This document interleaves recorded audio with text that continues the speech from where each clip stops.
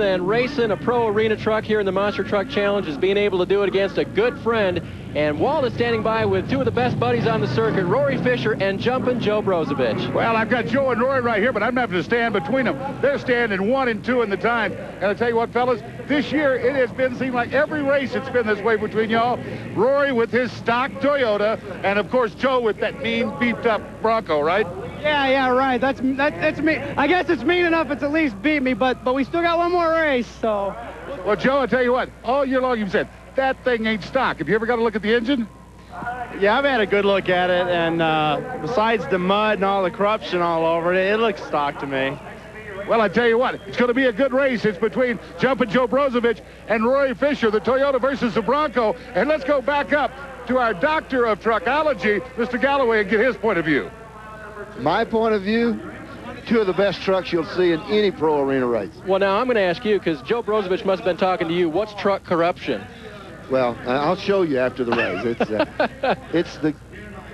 Well, Harbin's getting ready to go on his second run here. This is the one that turned on the crowd the first time through. This is a Subaru wagon, folks, and here he goes. He's going to get plenty of air on that four-wheel drive. Now, see, he got around the Cadillac, but he didn't need to. Jumped the Cadillac. Beautiful run so far. Cowboy up on the back.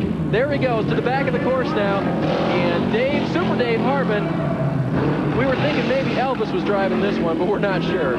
Super Dave is really doing a Super Dave job. Look at the time. Look at the time. This guy made, just man. So close. Now, did that with a 4-cylinder Subaru. Well, he did shave about 3 seconds off his first time, so a great run for Harbin. And most of the time on the second run, they will go to his, go to the second run. Here was his great start here on the track. What? He moves the truck over, but he doesn't need it. I mean, he gets over to the side. That's immaterial. On around the course, I thought he blew a tire right there, but nope, just keep on going. What, was he hanging on to the frame up there, too? He was steadying himself inside that thing, hanging on to the roll bars. Interesting method there. Mike Nelson. Well, here's the pretty car, the Chevy Blazer, and doesn't he have some Ford parts in here, too? Didn't I hear that? Front end, yeah. Rear end, got a stock. And that's not a Blazer, it's an S10. It's an S10, but it's got a Ranger front end, an S10 transfer case, and a 9-inch Ford rear end, and a Chevrolet motor. Well, Mike has got to take about 6 seconds off his first time if he's going to get the fast time of the night, still held by Brozovich. Got a new sponsor on the side of it, DZ Truck Accessories. Look at the left front tire. That is a stock Ranger front tire. That was changed for the first round. Yeah, because they blew one out in the earlier race. Here he goes. Good run so far. Turns tighter on the inside, it looks like. Performing very, very well. I thought he was going to take out that stake, too. Now, that would have been history for him. Not as hard this time around. I think he's really trying to nurse that left front tire. It's a good time. He's going to do much better than before, but can he beat Brozovich? He's not going to do it. He's off by about 2 seconds. Well, sometimes going slower means faster. Now, the fact that he finished second, this is not bad. They have points at the end of the year in Indianapolis 3 weeks from now. Very important for Mike to do well here, even if he doesn't become king of the hill in the pro arenas. He has improved so much. His turn will come. But Ed Wilson's turn is right now, and I'm not sure of the nomenclature there, E-bar D. I know ED stands for Ed, but we won't get into the bar situation here.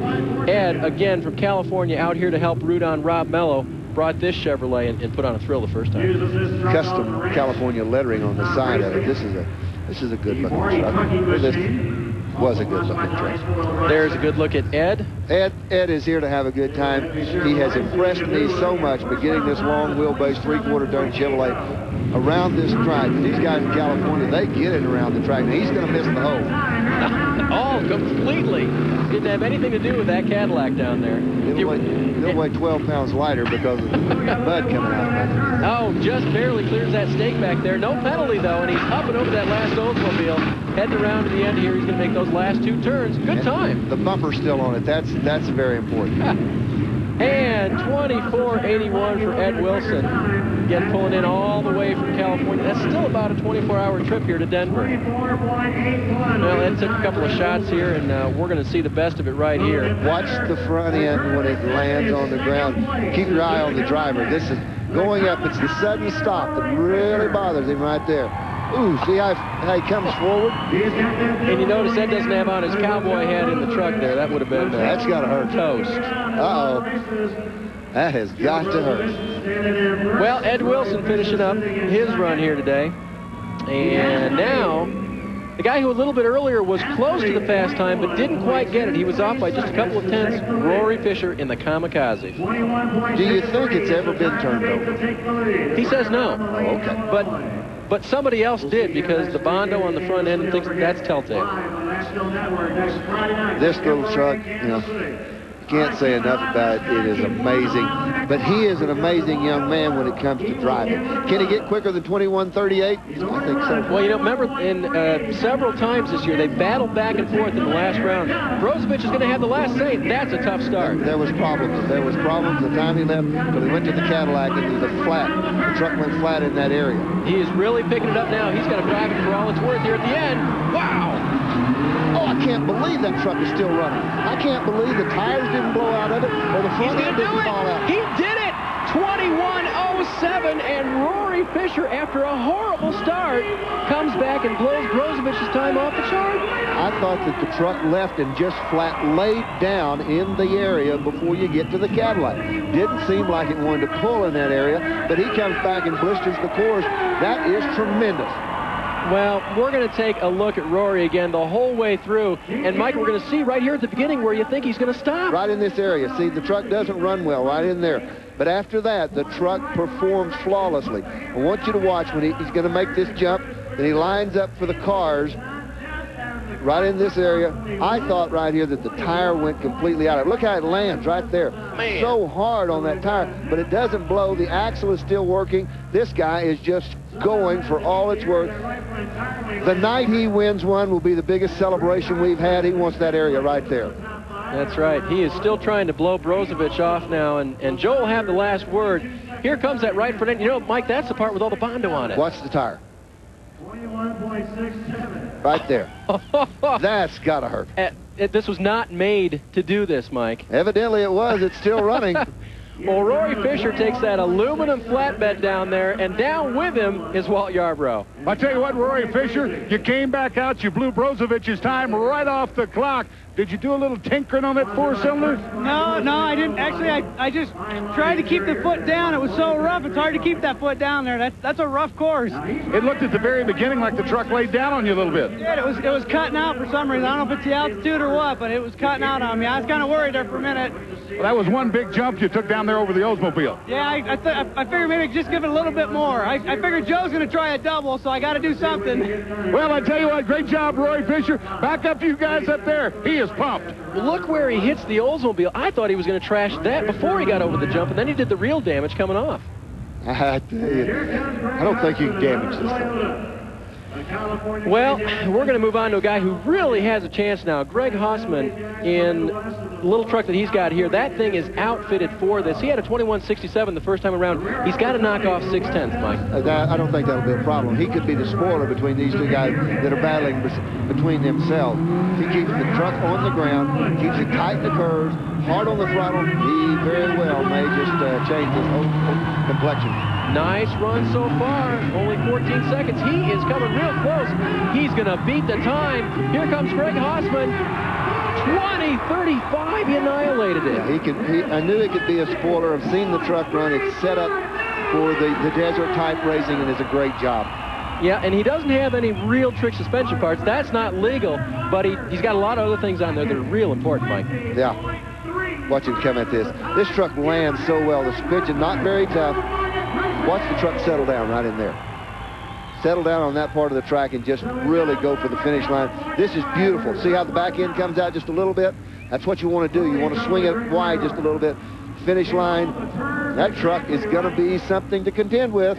Well, Walt, you've caught up with Greg Hausman. How's he feeling? Well, I'll tell you what, Greg Hausman, you've got the new top time. You're the man sitting on top of the bubble. I tell you what, you're all dressed for it and ready to go. The truck ran great, didn't it? Yeah, it did. The altitude hurt a little bit, but we came through with it anyways. Has this truck been specifically set up for desert-style racing? No, it's for this alone. Had a lot of help. Truck Smart, Golden State Auto Body, Montoya Concrete Pumping. So I get a lot of help with it, but it's mainly for this. Well, I tell you what, Greg, it must have been all good help because you came out this second round and really blistered the course. Good deal. I feel good. All right, well, he's got the time to beat Greg Haasman as he's got this beautiful little truck ready to head out of the arena. And now we've got that Mitsubishi truck down there. Back up to you guys. We'll come back for more USA Motorsports Monster Truck Challenge. Turned into TNN, it can only be Motor Madness. And once again, it's the USA Motorsports Monster Truck Challenge from right here at the Denver Coliseum. And we have seen some tremendous runs from the Pro Arena trucks. Greg Haasman has just taken the lead, Mike, and it was in fantastic style. Well, I don't think it's over with. I think Joe, that's sitting in third, he will give it the best shot you can ever see at trying to take that lead. Well, both Brozovic and Ballard are yet to run. Right now, David Peplow is going to run the sticker truck. And I said, you have another name for that truck? No, it's the sticker truck. 2000 cc Mitsubishi. Now, when you measure in cc's, it tells you something about what's happening here. That's small. Here comes David. He's going to take it over to the back part of the course. Had a good run the first time, and he's got a real chance if he can just keep her straight and get over the jumps. Take a rough ride. Plenty of air. The truck's nosing down. Good time. He's coming in hard, Mike. Here it is. 20:52, and that is, what is it? What's our first time? Well, he's second place. That's that's a great time. And he's got stickers on that thing, politically correct, politically incorrect. He's got radio stations from Hawaii all over that thing, and they make it fly. Well, I think they're keeping the truck together. Truck leaves and lands well. He's got good suspension on it, and when it hits the ground right in this area, he's doing nothing but just making power. See how the tires traction? There's the finish line. That's what you want to do. You want to be lined up when you make that jump. That was a great last turn that he had right there. That is what really put him in the books there. He had a great run up to that point, but that final turn was fantastic. I was really impressed with this little truck first time around. It is a basic stock. That's all you can say about it. Little Ford Bronco. They've cut the back of it off. Exactly. But Andy Farmer has it looking pretty. Number 50 there. He is from Brighton, Colorado, which is right nearby where we are here at the Coliseum. And it's got the red, white, and blue flying in the back. I love it. Could be a trick setup. A lot of the guys are going to be watching this. This is a short wheelbase truck, but it's still got a V6. It's still got power with a little bit of work. This may be a perfect Pro Arena truck. And something we've seen earlier, he didn't overdo it on the tire size. He's got the smaller tires. It's a good turner. That's the small tires you really want. You know, he gets good air over that truck. Good little run, coming around, taking around the back. His first run was about 26 seconds, so, Mike, he's got to shave a ton off this time. I don't think he'll save that much off of it, but should be able to. Yeah, watch out for the trunk there, man. You don't want to clip that. You don't want to put that thing in the trunk. Put it in a lot of places, but the trunk isn't one of them. Well, Andy Farmer, great run, 24.77. He does better his earlier time by about 2 seconds. Here's a good look at Andy right there in the truck, and Andy Farmer, he's going to pull it in and come back another day in Pro Arena trucks. May have got his bell rung just a little bit when he landed because the truck nosed over and his head went forward a little bit. That's why you really need those neck braces when you race like this. Think he's a motocross rider on the side? I think so. There's Jim Harbuck checking on him. Making sure everything's all right, and he's going to sit there for just a minute. We're going to see if we can get him. He may have broken something at the end there. You think it's his bell or you think it's a truck? Well, while they get him figured out, Andy is going to sit there. We are going to sit here, and don't you go anywhere because we're coming back for more Pro Arena trucks.